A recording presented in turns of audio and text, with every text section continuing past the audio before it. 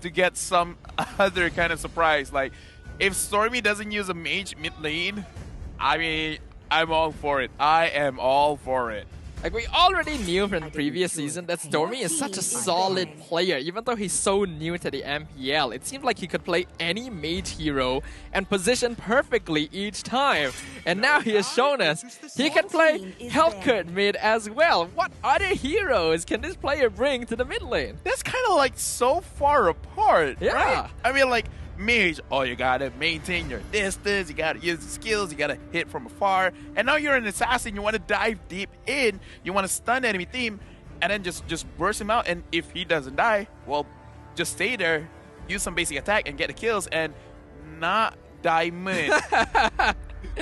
Players just asking for diamonds is always my favorite thing here at the MPL live venue. But honestly, actually, when we think about it, right, Hellcurt may not be all that different from certain mages as you think, right? Because his job is to jump in, petrify, one-shot someone, which is what Kadita does.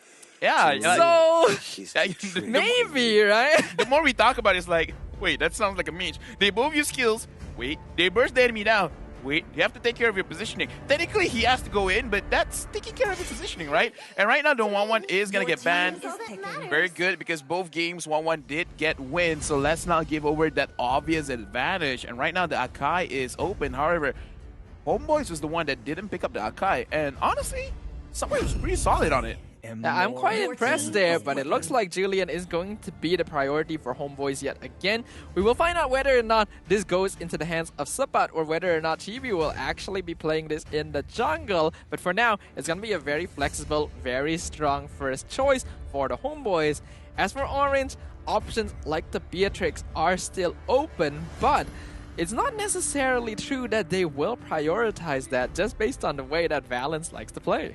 Yeah, and apologies, I was so caught up in the conversation, I just realized that the Akai has been banned now, which, okay, again, thank goodness, because this hero has been wreaking havoc throughout the day. And Neil getting the Esmeralda 3 times in a row, he is probably going to have his best Esmeralda game in this game, just because, again, repetitive. Just keep doing the same thing over again.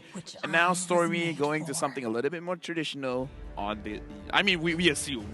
It's expected that he would go back to a mage hero, but part of me was looking forward to seeing what other heroes. What if it's AIM using the Eve? Oh a rogue Eve? Like, I don't know. Probably not, but if it happens... Except it's not impossible. Yeah, if it happens, I'm gonna cast this standing up because I'm hyped. I understand what you mean. HOMEBOIS, they're gonna be going for a slightly safer option here. They actually give the Claude to a Nip instead of the Beatrix, which is still open. So they wanna drag this out to the later stages of the game. Right now, they're hovering over the Tamas as well, a hero that would easily hold the lane against Neo's Esmeralda. Seconds counting down. Looks like that's going to be the choice. If you want to help HOMEBOIS out, I will give you a moment during the cast to criticize the Claude and then let him pop off. But right now, we're going to look at Orange Esports. If they're going for familiarity...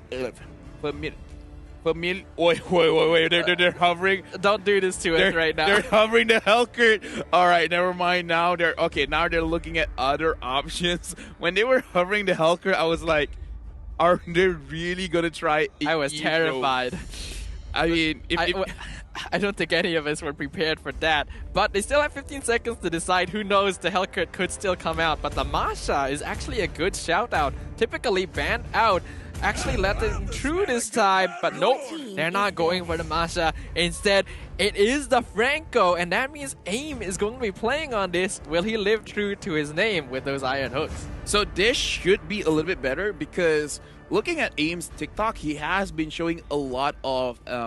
Franco compilation, so I would assume among all the tanks, this is the one that he's been having a lot of practice on because he's known for his Kadita, but right now, ever since he has transitioned into the roam position, he's using a lot of Franco.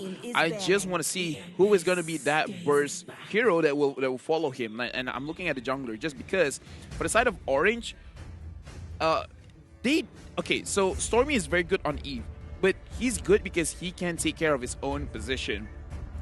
I don't want a situation where he has very good position, but then AIM pulls the Tamus closer to himself, and then he's like, excuse me, I do not want that. I do not want that. Now, I think if anything, the Franco is picked up specifically to counteract the Claude, because we saw earlier in the day, the Bloody Hunt is a really good answer to when he jumps in with the Blazing Duet, and if aimed properly, the Iron Hook can even catch him after using the Battle Mirror Image. So that is what AIM is going to be aiming for in this case. There's no way not to make it into a pun.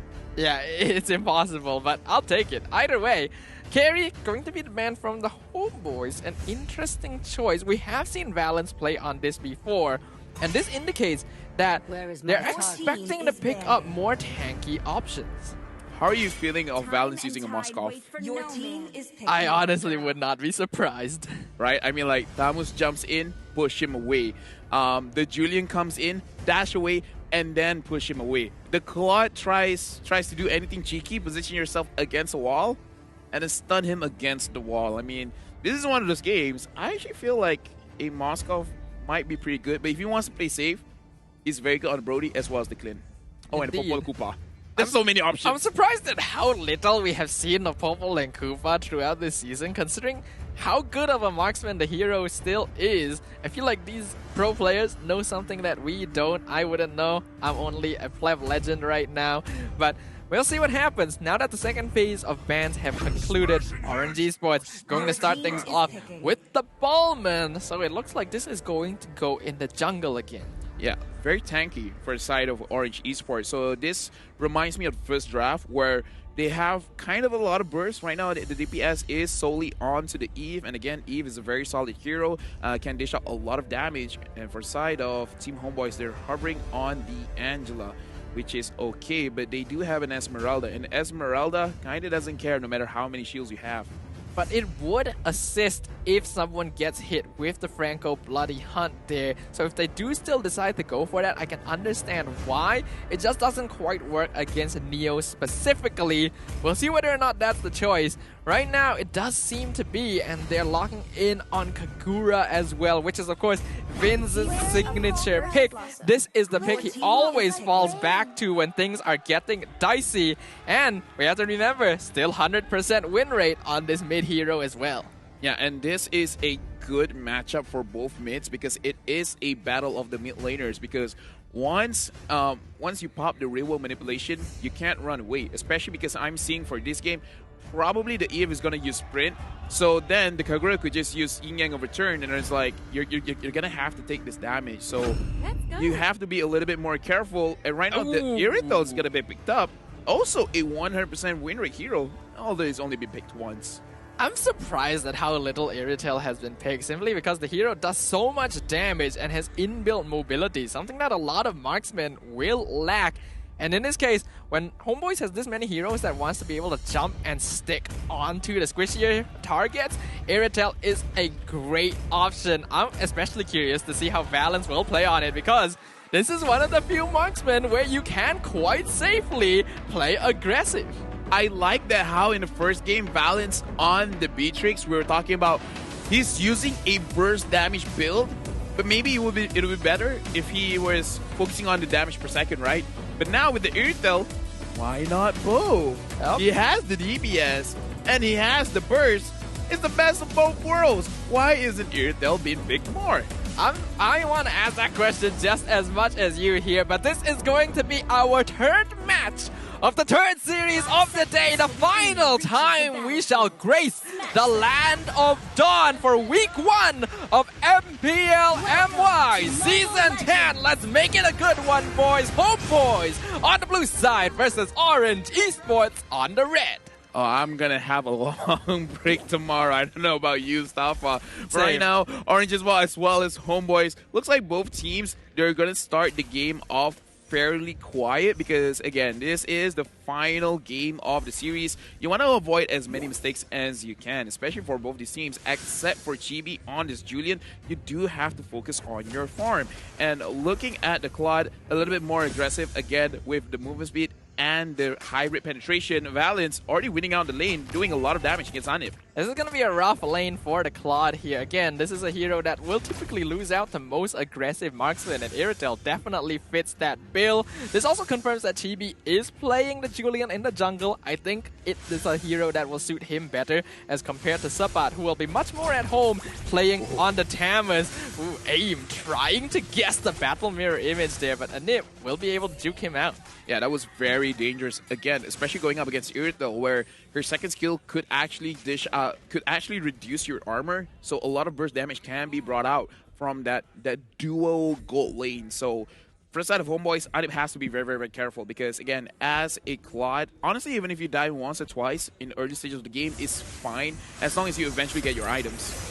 Ooh, Aim gonna be targeted here. Chibi already hitting level 3. First blood going to Anip. That is ideal. Lethal counter gonna miss Homeboys completely. A really nice disengage after the first pickoff of the game.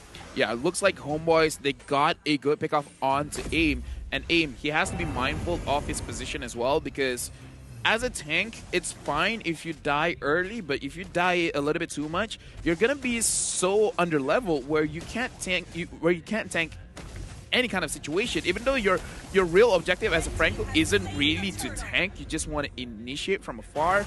But again, he has to make sure that he's in a position that can help his team out and not giving away free kills. Absolutely, that is something he has to take point of. Definitely a little bit too aggressive there. I can understand why he would want a position like that because you usually don't expect Franco to be that vulnerable early on, but this is a jungle Julian we're talking about. Level 3 is all he needs to hit, so Orange Esports needs to respect that. Yeah, right now, Bauman is up here, Subway as well as Aim. They're controlling this tri-bush, and it looks like for the side of Homeboys, Anip and Expedia, they're completely understand of the situation, but right now Aim is focusing onto Expedia, and he uses Sprint to go in front.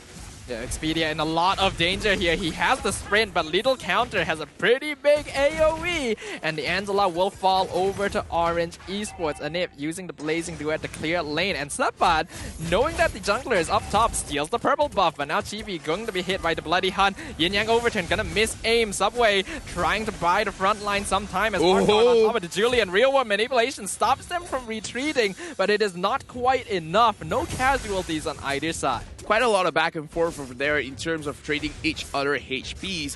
From the side of Orange Esports, I do see that the Valence actually can do a lot of damage even without items right now. So the Iritel could be a problem, especially with reducing the enemy's armor, going on to Anip as well as Expedia, where both of them are using the support emblem, where traditionally compared to the marksman or the assassin emblem, a little bit more tanky just because you have a little bit more HP.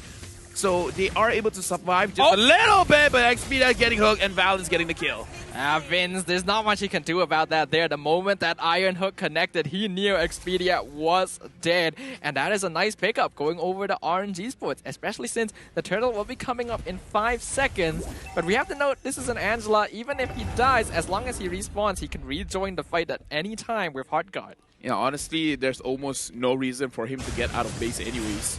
He can just wait in the base and then just, alright, I'm gonna hurry guard somewhere, and then pop, I'm in the map. Either ways, right now, Neo and Supply are just trading, but again, it's a battle of nothing really goes on. A lot of damage is going to be passed through each other, but either ways, right now, the focus is on to the turtle. Expedia is gonna engage. He's gonna go into Anip, but it looks like nothing's happening up top. They nearly got balanced though. Look at his HP there. Neo almost dying to Chibi as well, but he's able to get away with Sprint without Heart Guard. Orange Esports knows they are 4v3 and the Lethal Counter will secure the turtle. Unfortunate, they didn't get the kill onto Valence in the top lane.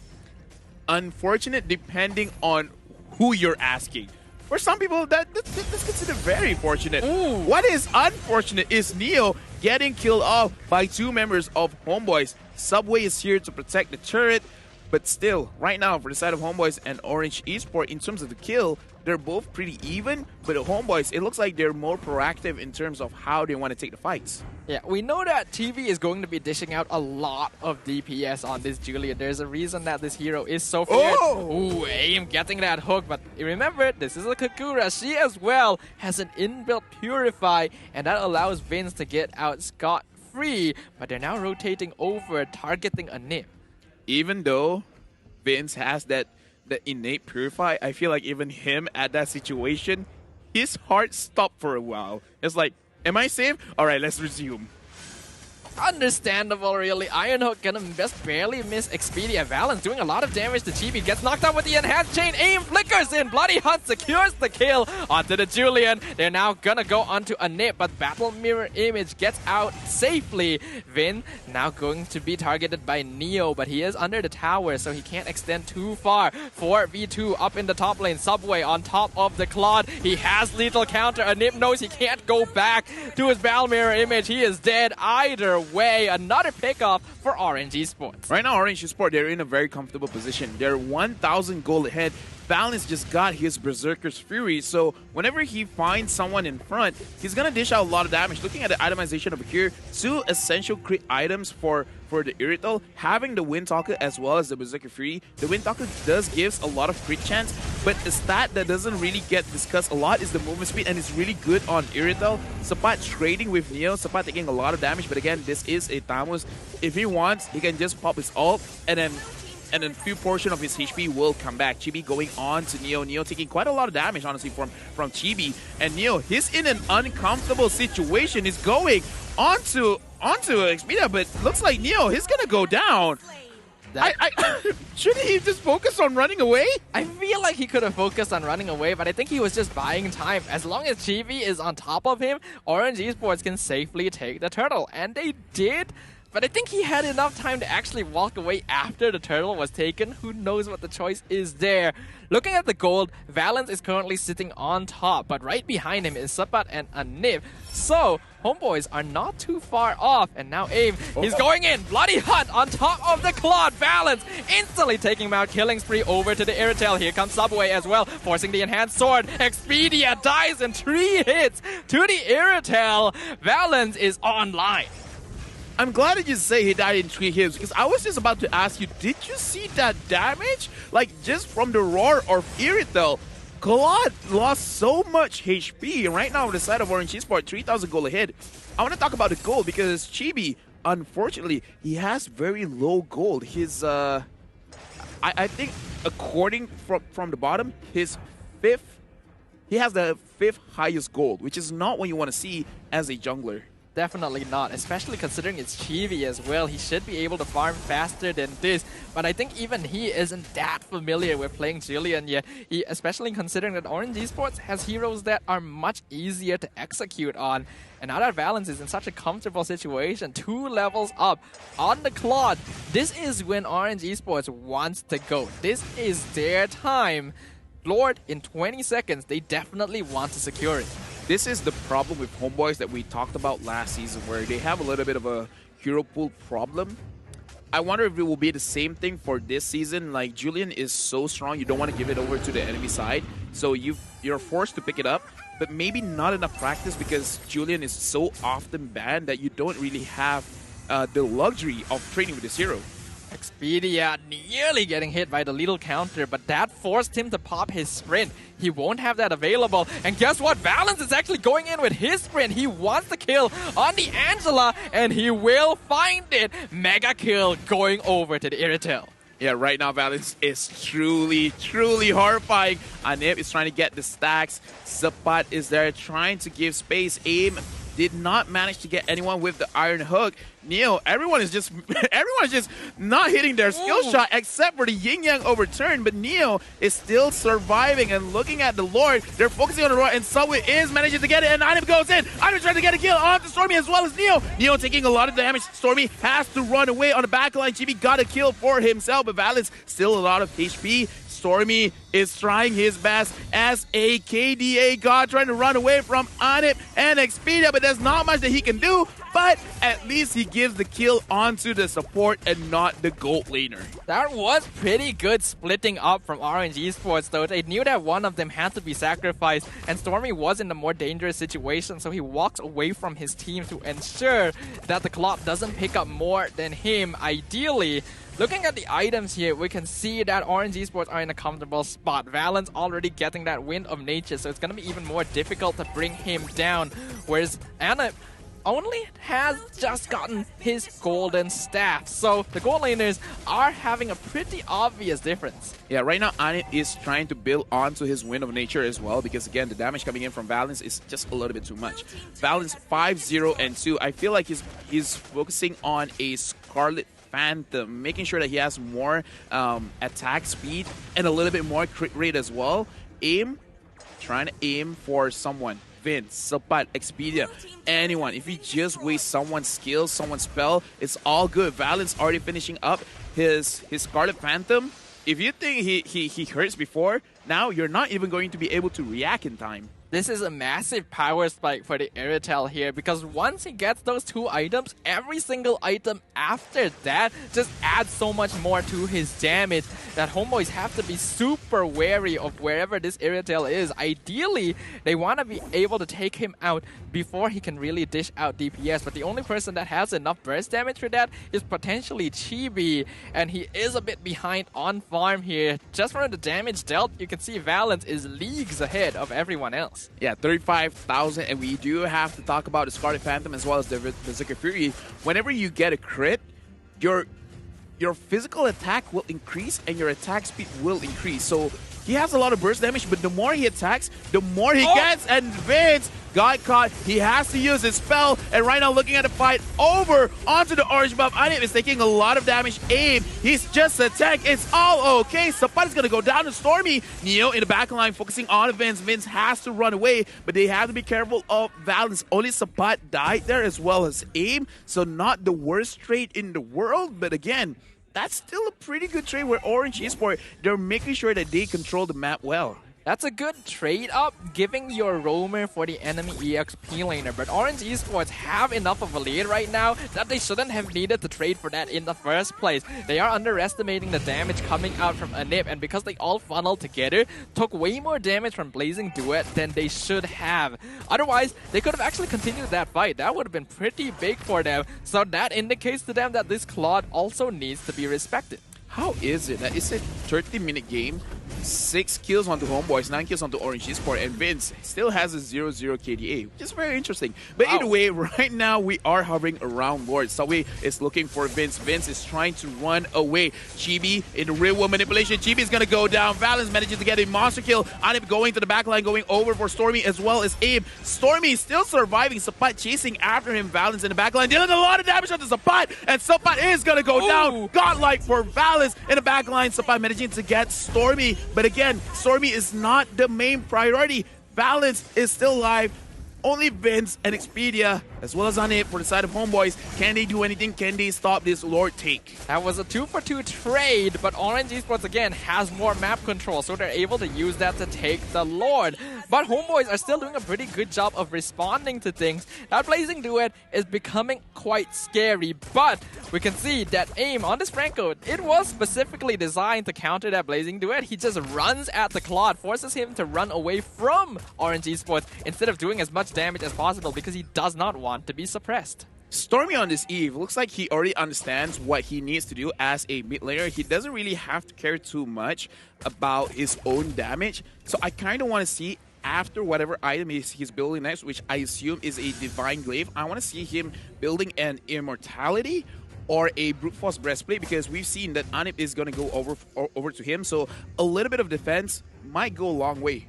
And we can see that from the lanes right now. Luminous Lord pushing down bottom side. Orange Esports are doing a great job of synchronizing the waves to try and get as much damage done as possible. Finn's waiting in the brush, but Aim is going to find him, so he won't be able to execute on that ambush or has to run back to his team. And now they're going for the mid inhibitor. Homeboy successfully defends the wave against that, but here comes the Luminous Lord down bottom, allowing Valence to work on mid. They're going to take 2 at once. Subway in the top lane as well. They're pushing straight in. Expedia disintegrates to the heavy crossbow. Aim gets the hook, so they find the killing spree onto Sabat. Chibi out of position, gonna fall. Immortality pop, Blazing Duet doing a lot of damage. Double kill, going over, triple kill, maybe